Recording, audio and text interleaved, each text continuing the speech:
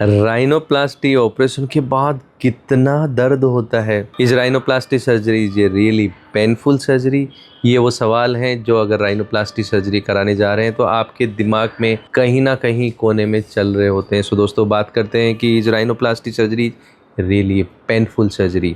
But दोस्तों, video में आगे बढ़ने पहले देखिए बेल आइकॉन को और यूट्यूब चैनल को सब्सक्राइब करना ना भूलिए, जिससे अनेक उपयोगी वीडियोस के नोटिफिकेशन आपको समय समय पे मिलते रहें। दोस्तों, मैं आपको बताता हूं कि जैसे जो आपके दिमाग में ये चल रहा है कि क्या राइनोप्लास्टी पेनफुल सर्जरी है। पहली बात तो राइनोप्लास्टी सर्जरी पेनफुल सर्जरी नहीं है। ये मिथ जो है वो आप दिमाग से अपने निकाल दीजिए।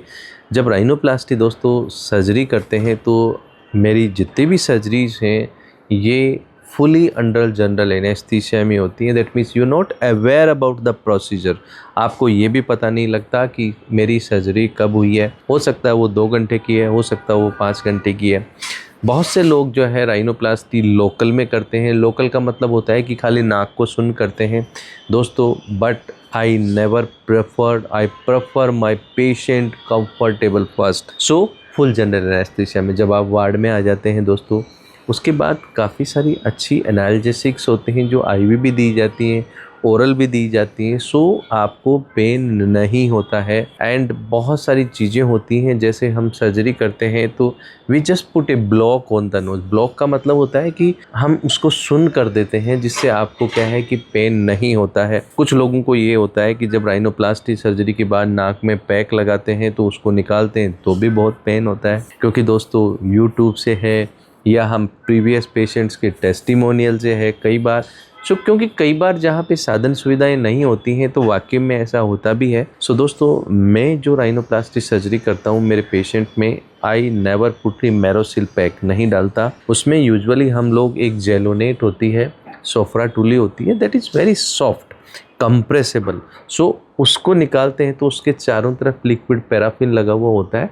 वो जेंटली क्या है रिमूव हो जाती है।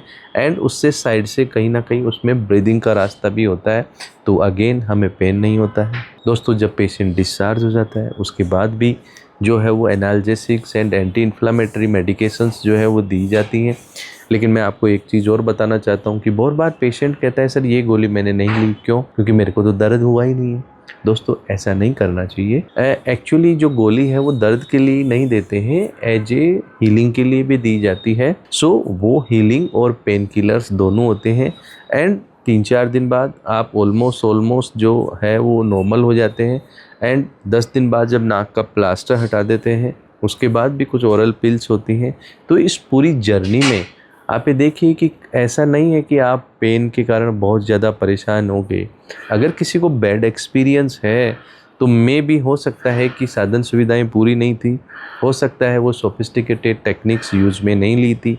एक सर्जन की भी क्या है समय समय पे चीज़ें चेंज होती रहती हैं, मार्केट में नई नई मेडिकेशंस आती रहती हैं, उसकी टेक्निक्स में इम्प्रूवमेंट होता है।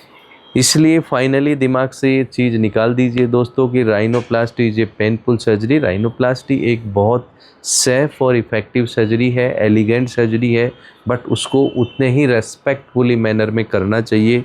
एंड आपका बोर्ड सर्टिफाइड कोई सर्जन होना चाहिए, जिससे उसकी टेक्निक्स और उसके जो रिजल्ट्स हैं वो बेस्ट हों और अच्छी टेक्निक से हमारा काम हो। Thank you.